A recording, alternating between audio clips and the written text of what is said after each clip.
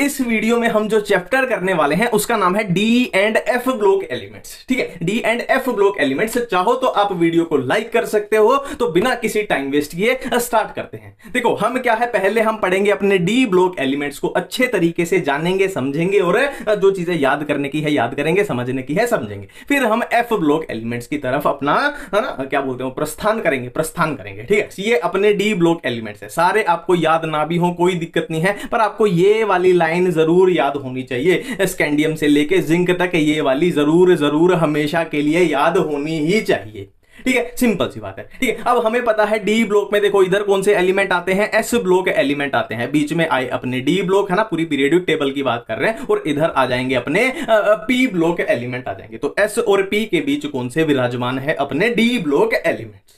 ठीक है, बिल्कुल सिंपल सी बात है। अब यहां पे देखो एक चीज होती है जिसका नाम है, एक चीज होती है केमिस्ट्री में जिसका नाम है इलेक्ट्रॉनिक कॉन्फ़िगरेशन। अब यहां पे हम इनकी इलेक्ट्रॉनिक कॉन्फ़िगरेशन अगर समझ लेंगे तो आधी से है ना, half of the things, English में बोलता हूं मैं, half of the things will get, क्या बोलेंगे, कंप्लीटेड। अब हम सीखने जा रहे हैं कि इलेक्ट्रॉनिक कॉन्फ़िगरेशन कैसे लिखनी है। देखो एक बात हमें लॉजिक से पता है कि यहां पे अपने एस ब्लॉक एलिमेंट्स थे, यहां पे अपने पी ब्लॉक एलिमेंट्स थे, और एस ब्लॉक में यहां पे जो एलिमेंट था वो कौन सा था, वो कैल्शियम था। और कैल्शियम का एटॉमिक नंबर कितना होता है, 20 होता है, 20 होता है। तो यहां पे 20 एटॉमिक नंबर, यहां पे 21, ये 21, फिर 22, 23, 24, 25 एंड आगे।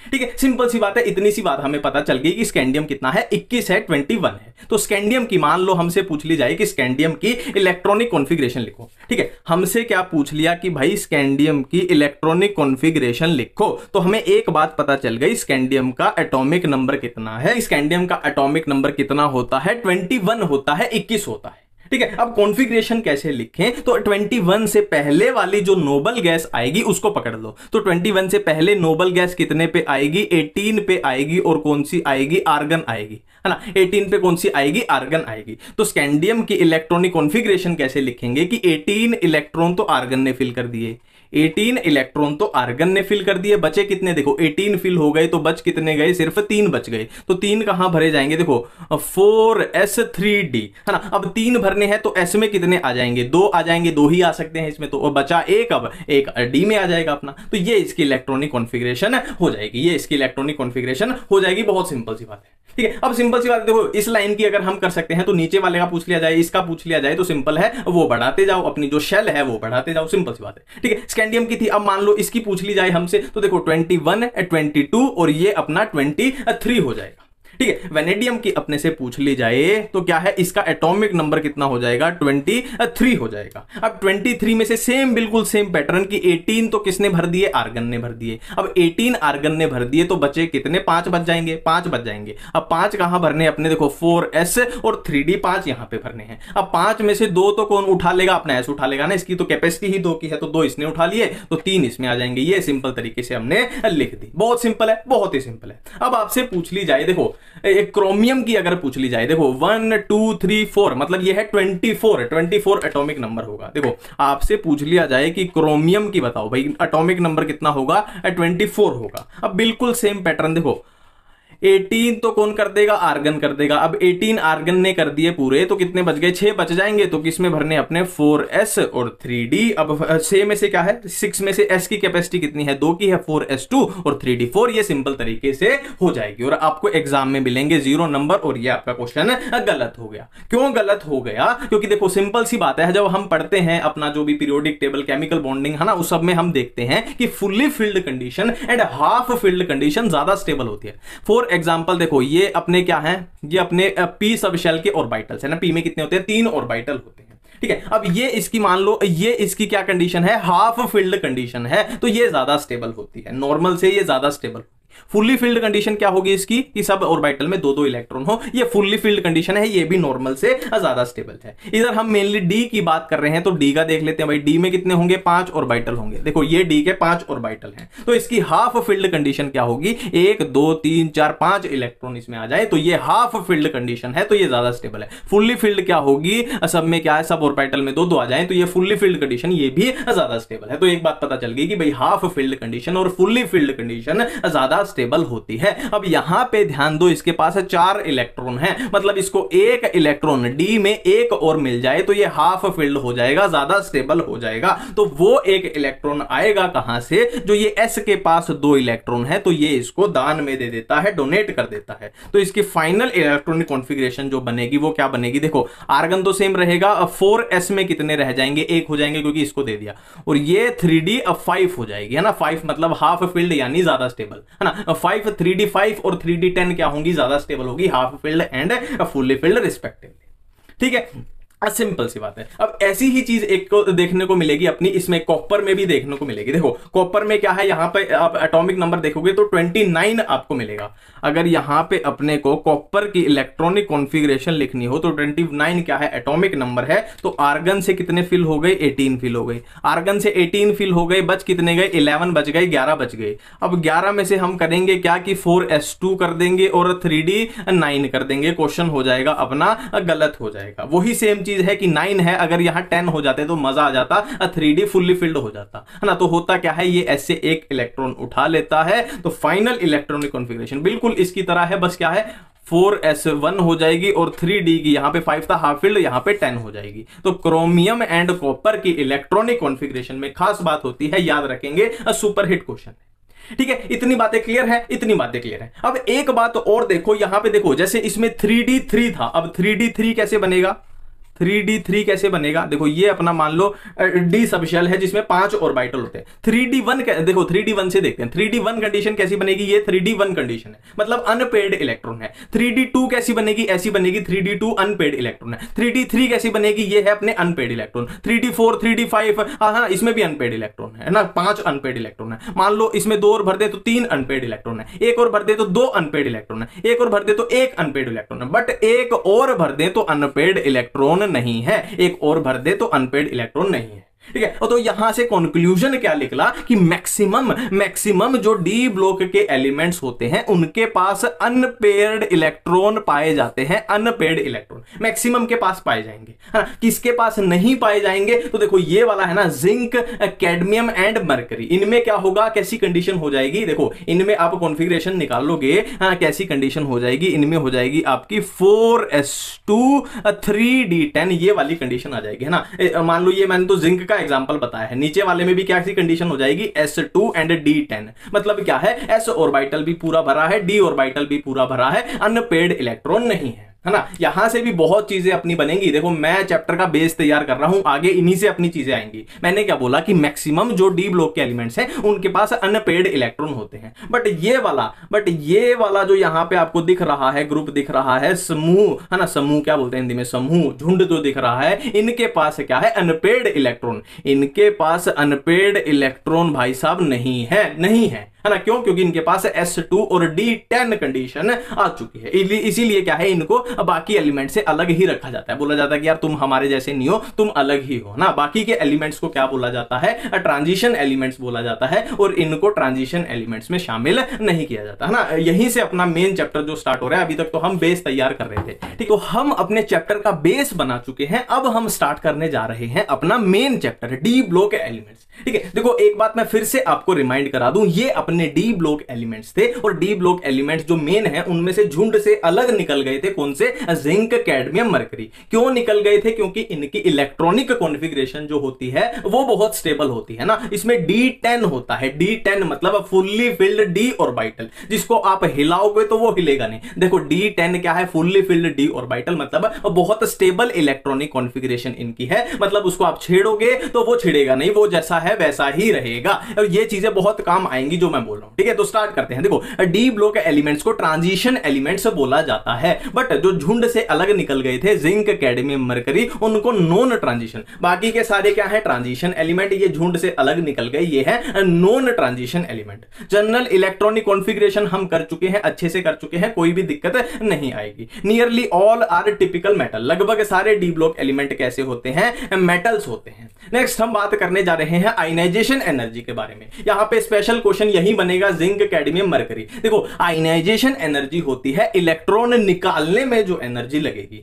अब हम ऑलरेडी बात कर चुके हैं कि जिंक कैडमियम मरकरी की जो इलेक्ट्रॉनिक कॉन्फ़िगरेशन है वो बहुत ज्यादा स्टेबल है, मतलब इनसे, है ना, स्टेबल कॉन्फ़िगरेशन मतलब इनसे इलेक्ट्रॉन निकालना बहुत मुश्किल है, तो इसीलिए इनकी आयनाइजेशन एनर्जी बहुत हाई होती है ना। स्टेबल कॉन्फ़िगरेशन है, इलेक्ट्रॉन निकालना बहुत मुश्किल है। नेक्स्ट हम बात करने जा रहे हैं ऑक्सीडेशन स्टेट की। देखो वेरिएबल ऑक्सीडेशन स्टेट होती है डी ब्लॉक एलिमेंट की, सबको पता है। मिनिमम ऑक्सीडेशन स्टेट होगी s इलेक्ट्रॉन, मैक्सिमम होगी इतनी। अब इस चीज को अपने को समझना पड़ेगा कि ये मिनिमम और मैक्सिमम का क्या चक्कर है। देखो मिनिमम ऑक्सीडेशन स्टेट क्या होती है, s इलेक्ट्रॉन्स। देखो फॉर एग्जांपल किसी में, देखो किसी की कॉन्फ़िगरेशन है ये 4s2 3d3, ये कॉन्फ़िगरेशन है किसी की, ठीक है, ये कॉन्फ़िगरेशन है। अब मिनिमम ऑक्सीडेशन स्टेट क्या होगी, s इलेक्ट्रॉन। अब s के कितने इलेक्ट्रॉन है, यहां पे 2 इलेक्ट्रॉन है, तो मिनिमम हो जाएगी 2 हो जाएगी। मैक्सिमम कितनी हो जाएगी, s electron plus unpaired d electron. अब देखो अनपेड d कितने बनेंगे, 3d3 में, 3d3 में ये d बना लेते हैं हम, ठीक है, ये अपना डी बन गया, ठीक है। तो 3d3 में कितने अनपेड होंगे, 1 2 3, 3 तो हो जाएंगे, 3 तो हो जाएंगे डी के अनपेड, प्लस एस के कितने होते हैं, एस के तो 2 हमेशा रहेंगे, तो मैक्सिमम हो जाएगी s electron unpaired d electron, ठीक है। इसको मैं आपको एक और एग्जांपल से समझा देता हूं, है ना, अलग कलर का ले लेते हैं। मान लो किसी की कॉन्फ़िगरेशन है, किसी की कॉन्फ़िगरेशन है 4s2 और 3d7, ठीक है। अब इसका मिनिमम ऑक्सीडेशन स्टेट कितनी है, s इलेक्ट्रॉन जो कितनी है, 2 है, 2 है, ठीक है। और मैक्सिमम कितनी है, s plus unpaired d electron. तो अनपेड d देख लेते हैं, इसके 3d7 में कितने बनेंगे, 3 4 5, ठीक है। तो अनपेड देखो 7 है, 1 2 3 4 5 6 7, तो अनपेड कितने हैं इसमें, 3 है। 3 प्लस s को कर दो, कितने हो जाएंगे, 5 हो जाएगी। तो इसके मिनिमम होगी 2, मैक्सिमम हो जाएगी क्या, 5, इसकी मैक्सिमम ऑक्सीडेशन स्टेट हो जाएगी, ठीक है। हाईएस्ट ऑक्सीडेशन स्टेट कौन शो करेंगे, ये वाले अपने हाईएस्ट ऑक्सीडेशन स्टेट कितनी, +8 है, ठीक है। और ऐसे एलिमेंट जो सिर्फ एक ही ऑक्सीडेशन स्टेट में रहेंगे, स्कैंडियम अपना सिर्फ +3 में रहता है। स्कैंडियम, ये पूरा ही जुगाड़ी हिल गया, ठीक है। तो स्कैंडियम अपना सिर्फ +3 में रहता है और जिंक सिर्फ +2 में रहता है, ठीक है। मिनिमम हमने देख ली, मैक्सिमम हमने देख ली, हाईएस्ट देख ली, और क्या है, स्कैंडियम और जिंक ये सिर्फ +3 में रहेगा, ये सिर्फ +2 में रहेगा। Next melting point and boiling point की बात करें तो मैं बोला था बार बार की अनपेड इलेक्ट्रॉन, है ना। देखो इनको तो हमने छोड़ दिया, चलो इनमें अनपेड इलेक्ट्रॉन नहीं थे, 3 में झुंड से अलग हो गए थे, पर बाकियों में बहुत सारे अनपेड इलेक्ट्रॉन होते हैं डी वाले अपने ऑर्बिटल्स में, डी ऑर्बिटल्स में, ठीक है। तो इनके अनपेड इलेक्ट्रॉन्स की वजह से इनमें मेल्टिंग एंड बॉइलिंग पॉइंट बहुत ज्यादा होता है ना। फिर से वही बात है, कम होगा किसके लिए, जिंक कैडमियम मरकरी में मेल्टिंग एंड बॉइलिंग पॉइंट कम होगा। क्यों, क्योंकि इनमें फुल्ली फिल्ड डी ऑर्बिटल है ना। फुल्ली फिल्ड डी ऑर्बिटल का मतलब है अनपेड इलेक्ट्रॉन इनमें नहीं है, तो लो है ना। उनमें अनपेड इलेक्ट्रॉन है, बाकियों में तो उनका हाई है, ठीक है। नेक्स्ट मैग्नेटिक प्रॉपर्टी की बात करें, देखो मैं बार बार बोल रहा था इलेक्ट्रॉनिक कॉन्फ़िगरेशन अगर समझ में आएगी सारा चैप्टर ही खुल जाएगा, बार बार से वही अनपेड इलेक्ट्रॉन की बातें आएंगी। मैग्नेटिक प्रॉपर्टी में क्या होता है, देखो पैरामैग्नेटिक कौन से होते हैं, जिनमें अनपेड इलेक्ट्रॉन है, डायमैग्नेटिक जिनमें अनपेड इलेक्ट्रॉन नहीं है, और मैग्नेटिक मूवमेंट की बात करें तो ये फॉर्मूला होता है। अब n क्या है, यहां पे नंबर ऑफ अनपेड इलेक्ट्रॉन, ठीक है। नेक्स्ट बात कर रहे हैं इंटरस्टिशियल कंपाउंड से। ये इंटरस्टिशियल कंपाउंड बनाते हैं, देखो इसको हम यहां पे जो लिखा हुआ है आप समझ लेना, इसको पढ़ लेना, पर मैं आपको सिंपल तरीके से बता देता हूं। देखो ये मान लो कोई मेटल है अपना, मान लो कॉपर है, ये अपने कॉपर के एटम है, ठीक है, ये अपने कॉपर के एटम है। अब कॉपर के एटम के बीच, कॉपर क्या है, अपना मेटल है, तो मेटल के बीच में छोटे छोटे एलिमेंट यहां पे ट्रैप हो जाएं, छोटे छोटे एलिमेंट जैसे कि हाइड्रोजन हो गया, बोरोन, कार्बन, छोटे छोटे एलिमेंट यहां पे ट्रैप हो जाएं। ये अपना क्या था, कॉपर था, ये अपना कॉपर है, ये अपना कॉपर है, ये अपना कॉपर है, ये अपना कॉपर है, ठीक है। इनके बीच में छोटे छोटे एलिमेंट ट्रैप हो जाएं, हाइड्रोजन, बोरोन एक तरीके से इंप्योरिटी ही है, तो इनको बोलते हैं हम क्या, इंटरस्टिशियल कंपाउंड्स बोलते हैं। इंटरस्टिशियल कंपाउंड्स इनको बोलते हैं, ठीक है। अब यहां पे खास बात क्या है इंटरस्टिशियल कंपाउंड की, कि इंटरस्टिशियल कंपाउंड क्या है, हार्डर होते हैं, मतलब प्योर, अगर प्योर कॉपर की बात करते, देखो मैं फिर से वहीं यहां पे आता हूं कि प्योर कॉपर की बात करते तो उससे ज्यादा हार्डर है अगर इसके बीच में छोटे छोटे एलिमेंट आ जाएं, ट्रैप हो जाएं, ठीक है। तो ये है इनर्ट है, केमिकली इनर्ट है, मतलब ये रिएक्शन नहीं करते। इनर्ट मतलब जो किसी से रिएक्शन नहीं करते, ठीक है। नेक्स्ट कैटालिटिक प्रॉपर्टीज की बात करें तो हमने बात की थी कि इनकी ऑक्सीडेशन स्टेट वेरिएबल होती है ना। जैसे मैंगनीज ही है तो मैंगनीज +2 भी शो कर सकता है, +7 भी शो कर सकता है, तो इस तरीके से है, वेरिएबल ऑक्सीडेशन स्टेट है, उसकी वजह से कैटालिटिक प्रॉपर्टी है। वेकेंट ऑर्बिटल है डी में, देखो मान ले किसी के डी में 3 ऑर्बिटल वेकेंट है, किसी के 2 वेकेंट है, तो कैटालिटिक प्रॉपर्टी वहां पे ना जगह रहेगी, तो वो रिएक्शन कर सकते हैं, ठीक है। एडसॉर्प्शन पावर है, मेटल के सरफेस पे क्या है, एडसॉर्प्शन हो सकती है ना, कैटालिसिस, ये सरफेस केमिस्ट्री में भी अपना आता है। नेक्स्ट है एलॉय फॉर्मेशन। देखो एलॉय जो मैक्सिमम होते हैं ना अपने, वो यहीं से बनते हैं, मेटल से ही तो बनते हैं, कॉपर, निकल, है ना, क्रोमियम, आयरन, इन्हीं से तो बनते हैं। तो एलॉय फॉर्मेशन में भी डी ब्लॉक एलिमेंट्स का अच्छा खासा रोल रहता है। एफ ब्लॉक एलिमेंट्स का दूसरा नाम क्या है? Inner transition elements. D block elements को हम क्या बोलते हैं? Transition elements. और एफ ब्लॉक एलिमेंट्स को हम बोलते हैं इनर ट्रांजिशन एलिमेंट्स। ठीक है, पहला पॉइंट। दूसरा पॉइंट, एफ ब्लॉक एलिमेंट्स के अंदर क्या क्या आता है? लेंथेनॉइड्स आते हैं और एक्टिनॉइड्स आते हैं। कॉमन सेंस की बात है। अब देखो लेंथेनॉइड्स कौन से होते हैं? एटॉमिक नंबर 58 से 71 तक। और एक्टिनॉइड्स कौन से होते हैं? एटॉमिक नंबर 90 से लेके 103 तक। इतनी बात बिल्कुल क्लियर है। अब हम करते हैं पॉइंट्स ऑफ रिजेंबलेंस, मतलब ऐसे पॉइंट्स जो लेंथेनॉइड और एक्टिनॉइड्स दोनों के लिए कॉमन है, या दूसरी भाषा में बोल लूं, ऐसी प्रॉपर्टीज जो लेंथेनॉइड्स और एक्टिनॉइड्स दोनों ही शो करते हैं बिल्कुल सेम तरीके से। ठीक है, इसमें फर्स्ट पॉइंट है both shows +3 common oxidation state. ठीक है, both shows +3 common oxidation state. Next है बोथ आर इलेक्ट्रोपॉजिटिव। लेंथेनॉइड और एक्टिनॉइड्स दोनों क्या होते हैं?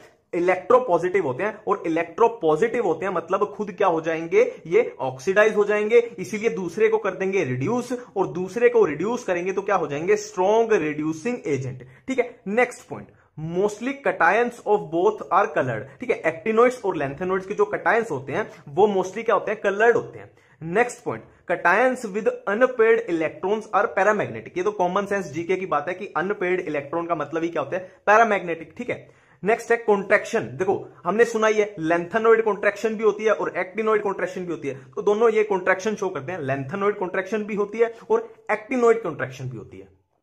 देखो अभी अभी हमने कवर किए लेंथेनॉइड्स एंड एक्टिनॉइड्स के बीच में पॉइंट्स ऑफ रिजेंबलेंस, दोनों के कॉमन प्रॉपर्टीज। अभी हम करते हैं लेंथेनॉइड्स और एक्टिनॉइड के बीच में डिफरेंस। देखो अदर देन +3 ऑक्सीडेशन स्टेट, +3 तो क्या थी? दोनों की कॉमन थी। अदर देन +3 क्या है? लेंथेनॉइड शो करते हैं +2 एंड +4, और यहां पे +4, +5, +6। देखो इनकी एक सिंपल सी ट्रिक बताऊंगा, पहले एक एक पॉइंट करके देख लेते हैं, फिर डिफरेंस की आपको एक बहुत सिंपल सी ट्रिक बताऊंगा। नेक्स्ट पॉइंट है कॉम्प्लेक्स फॉर्मेशन लेस। ठीक है, जो लेंथेनॉइड्स होते हैं वो लेस कॉम्प्लेक्स फॉर्मेशन करते हैं और ये वाले more complex formation. Next point, oxides and hydroxides. Lanthanoids के ऑक्साइड्स एंड हाइड्रोक्साइड क्या होते हैं? लेस बेसिक और इसके मोर बेसिक। नेक्स्ट पॉइंट कि जो लेंथेनॉइड्स होते हैं वो all are non radioactive. ठीक है, all are non radioactive except PM, और इधर सारे के सारे एक्टिनॉइड्स क्या हैं? Radioactive. अब देखो ट्रिक देखो लेंथेनॉइड जो वर्ड है वो स्टार्ट हो रहा है एल से, एल फॉर लेंथेनॉइड और एल फॉर लेस। लेस मतलब यहां पे सब कुछ कम है, सब कुछ लेस है। लेस मतलब देखो ये +2 +4 लेस है किससे? +4 +5 +6, ये थोड़ी ऊपर को जा रही है और ये लेस है। ये इधर देखो L for less, L for lanthanoid, ये भी लेस है और ये भी लेस बेसिक। और इनमें ऐसे पॉइंट इसको याद रखना कि रेडियो एक्टिविटी इनमें लेस है, इसलिए ये नॉन रेडियो एक्टिव है, और इनमें रेडियो एक्टिविटी ज्यादा है तो ये सारे रेडियो एक्टिव है। ठीक है, अब हम करने वाले हैं डी ब्लॉक के दो इंपॉर्टेंट कंपाउंड्स। पहला है पोटेशियम परमैंगनेट और दूसरा है पोटेशियम डाइक्रोमेट। देखो जो एग्जाम में पूछा जाता है ना जिस तरीके से, उसी तरीके से आपकी सारी कंफ्यूजन मैं दूर कर दूंगा, पर आप एक बार इसको एनसीईआरटी से जरूर पढ़ लेना। ठीक है, देखो पोटेशियम परमैंगनेट फॉर्मूला क्या है? KMnO4। अब KMnO4 में मैग्नीज की ऑक्सीडेशन स्टेट क्या है? +7। अब देखो +7 से ज्यादा तो ये जा नहीं सकता ना, मैक्सिमम है +7, मतलब इससे कम ही जा सकता है। तो इससे +7 से जब ये मैग्नीज कम ऑक्सीडेशन स्टेट में जाएगा तो ये खुद क्या हो जाएगा? खुद हो जाएगा रिड्यूस और दूसरों को कर देगा ऑक्सीडाइज, और इसीलिए क्या है? ये एक ऑक्सीडाइजिंग एजेंट। ठीक है, अब देखो इसमें एक कंफ्यूजन आती है परमैंगनेट आयन और मैग्नेट आयन। देखो ये है KMnO4, मतलब ये पोटेशियम प्लस यहां से जाएगा तो क्या बचेगा? Permanganate ion. और मैग्नेट आयन क्या होता है? अगर यहां पे होता K2MnO4 तो क्या होता? MnO4-2, ये होता है मैग्नेट आयन। अब इसमें से जो सुपर हिट क्वेश्चन सबसे ज्यादा मैक्सिमम पूछे जाने वाला क्वेश्चन है वो है ये। देखो ये है KMnO4 +7 ऑक्सीडेशन स्टेट में है मैग्नीज। अब देखो इसको अगर हम एसिडिक सॉल्यूशन में डालेंगे तो क्या होगा? मैग्नीज +7 से चला जाएगा +2 में, और न्यूट्रल में क्या जाएगा? +7 से +4 में, और बेसिक मीडियम में क्या होगा? +7 से +6 में चला जाएगा। क्लियर बात है? तो ये बात तो क्लियर है कि हर केस में +7 से कम ही जा रहा है, ज्यादा नहीं जा रहा। मतलब तीनों केस में किसका काम कर रहा है? ऑक्सीडाइजिंग एजेंट का, है ना। अब देखो इनको याद कैसे करना है ना, इनको बार बार भूल जाते हैं, तो न्यूट्रल का सिर्फ याद रखना, न्यूट्रल का याद रखना +4, है ना। ऐसे लगा लो कि ये पीएच है, ये पीएच है +4। अब 4 में से 2 माइनस कर दो, इधर 4 में 2 प्लस कर दो, इधर 4 में से 2 माइनस कर दो 2, इधर 4 में 2 प्लस कर दो 6, ठीक है। और ये अगर आपको भूल जाए तो ऐसे याद रखना, ये क्या है, पीएच है। अब पीएच कम होगी तो सॉल्यूशन एसिडिक है, पीएच बढ़ेगी तो बेसिक है, और ये क्या है, अपना न्यूट्रल ऑलरेडी था हमारे पास, ठीक है। अब देखो इसके बाद है K2Cr2O7, इसमें सबसे अच्छी याद रखने की चीज है ये वाली। देखो ये भी क्या होता है, ऑक्सीडाइजिंग एजेंट होता है। तो ये क्या करेगा, इनको देखो, इनको ये सिंपली क्या कर रहा है, ऑक्सीडाइज कर रहा है, और खुद चला जाएगा क्रोमियम +3 जिसका कलर है ग्रीन। ये बहुत इंपॉर्टेंट है। और एक इसका ये क्रोमिल क्लोराइड टेस्ट आता है, इसको जरूर याद कर लेना, कुछ भी ना समझ आए तो बहुत इंपॉर्टेंट है।